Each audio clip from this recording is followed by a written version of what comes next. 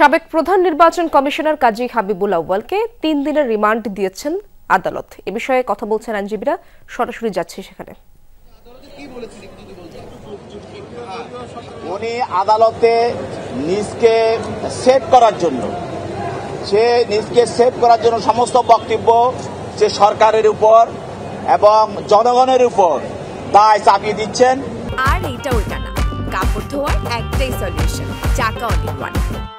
এবং রাজনৈতিক নেতাদের উপর দায় চাপিয়ে দিচ্ছেন, জনগণের উপরে চাপিয়ে দিচ্ছেন, সরকারের উপর চাপিয়ে দিচ্ছেন। এটা সে নিজকে সেভ করার জন্য।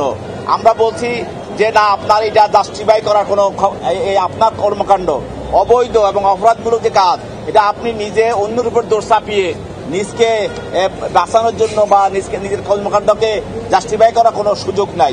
যেহেতু একটা সাংবিধানিক পদ, প্রধান নির্বাচন কমিশনার হিসাবে যখন নির্বাচন হয়, সকল দায়িত্ব প্রধান নির্বাচন কমিশনারের কাছে দায়িত্ব হয়।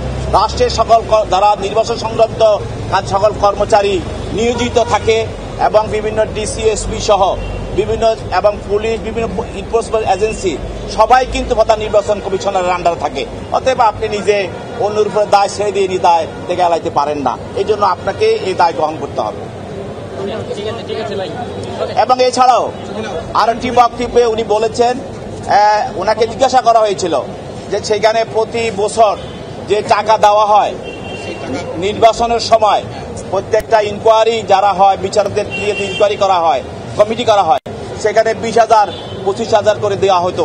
কিন্তু আপনি প্রত্যেকটা ইনকোয়ারি কমিটি যিনি তার সদস্য ছিল, প্রত্যেককে আপনি 5 লক্ষ টাকা করে আপনার তাদেরকে রিমুনারেশন দিয়েছেন। এইটা কেন দিয়েছেন, এটা সদুত্তর উনি দিতে পারেন নাই এবং উনি বলছেন এটা আমি জানি না। আচ্ছা, সংস্কার ছাড়া 1000 বছরও এই দেশে কোনো সুষ্ঠু নির্বাচন হবে না, ভালো নির্বাচন হবে না, এরকম বলেছে কিনা?